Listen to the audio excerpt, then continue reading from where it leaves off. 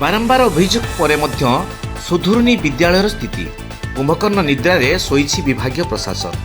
बालेश्वर जिला जलेश्वर ब्लॉक अंतर्गत हाथीगढ़ उच्च विद्यालय दीर्घ वर्ष धरी शिक्षक पदवी पूर्ण होउनथिबारु छात्र छात्री पाठपढ़ा संपूर्ण बाधाप्राप्त होउछि। एने पूर्व ग्रामवासी और अभिभावक माने बारंबार अभियोग और धारणा देइथिले मध्य निराविष्णु पलटिछि शिक्षा विभाग, जहाँफल आसंता 6 तारिख विद्यालय मुख्य फाटक ताला पकाई आमरण अनशन बसवे छात्र छात्री अभिभावक और ग्रामवासी।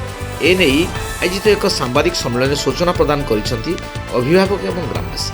यही विद्यालय कालिका पंचायतर कालिक रोहिया बंध दरकुड़ी आश्रम ताकुआखाल हाथीगढ़ इत्यादि ग्रामर छात्र छात्री मैंने अध्ययन करथिबा बेले अष्टम श्रेणी 10म श्रेणी पर्यंत 3 गोटी श्रेणी 200 ऊर्ध्व छात्र छात्री अध्ययन करुछन्ति।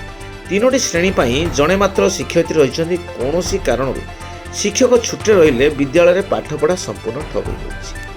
गत सरकार समय 5T अंतर्भुक्त हो विद्यालय स्मार्ट क्लासरूम सांगक समस्त रूपरेख परिवर्तन होइछि। मात्र आज को 30 वर्ष होगले जड़े मात्र प्रधान शिक्षक चली विद्यालय, जहां नहीं अभिभावक विद्यालय परिचालना कमिटी विधायक सांसद ठारू तल स्तर उपर स्तर पर्यंत समस्त विभागीय कर्मकर्ता और राजनेता को जनाइला परे मध्य आज जाए कौन पदक्षेप नि जाए ना। एने गत जनवरी 21 तारिख छात्र छात्री सहित अभिभावक माने मध्य विद्यालय फाटक ताला मारी अनिर्दिष्ट काल पर्यंत अनशन बसी।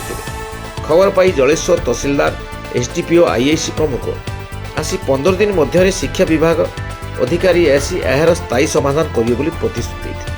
परे परे धारणा प्रत्याहृत होता। मात्र 40 दिन बीती जाइतिले मध्य कौनसी पदक्षेप निया जाई पारि कौनसी अधिकारी ए आसी यार कौनसी आलोचना करना।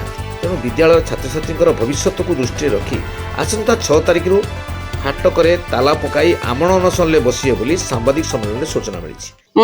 Kalpalata Swain Hathigarh high school incharge headmistress. School पर्वपर्वाणी माने सरस्वती पूजा गणेश पूजा एटा मु आसीबा पाखरु हेई नाही एते पर्यंत। एबे चालची योजना चालची लोक माने सब आंदोलन करूछंती पूजा करिया पई, किंतु लास्ट डिसीजन किछि हेई नाही ना। मु आजी ग्रीवांस लेटर टा पाइची, मु आजी आईआईसी उलमरा को पठेबी आ तहसीलदार को भी, जेहेतु 4th सैटरडे अछि आज ऑफिस काले बंद थिबो, तेणु सोमवार दिन मु तहसीलदार आ डीओ ऑफिस रे एटा को जणै देबी। मो नाम चिंतरंजन विश्वाल, बापा नाम मुरलीधर विश्वाल, साखिन कालिक पोस्ट हाथीगढ़ थाना रायबणिया। आज आमे जो सांबादिक सम्मेलन डाकिचु ये हूँ हाथीगढ़ उच्च विद्यालय समस्या संबंध में सांबादिक सम्मेलन। इटा दीर्घ वर्ष है ये शिक्षक नियुक्ति होना कि स्थायी कमिटी करा जाऊ नहीं कि कौन सी पूजा प्रार्थना एठारे होना।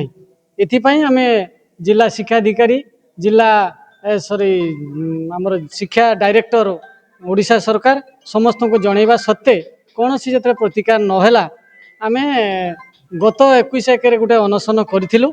से अनशन रे जी आमर तहसीलदार महोदय आसी आमको प्रतिश्रुति देइथिले जे आमे 15 दिन भितर स्थायी समाधान करदेबू, किंतु कौन सी जो स्थायी समाधान पुणी नहला आमे आउ थे माने स्थायी निष्पत्ति नहींचु जे शिक्षक नियुक्ति स्थायी कमिटी एवं पूजा पई आसंता 21/7/3/2026 रे आउ थे अमरण अनशन रे बसिबू।